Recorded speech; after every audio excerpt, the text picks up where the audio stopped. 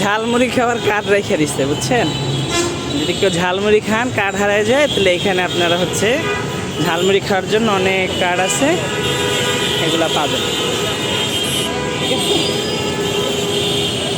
ঝালমুড়ি খাওয়ার কার্ড এই যে সাজায় রাখছে, কিন্তু কার কখন কোন ঝালমুড়ি খাইতে হয়, ঝালমুড়ি, মিষ্টি ঝালমুড়ি, কি অসভ্য, চিন্তা করা যায়? ফালান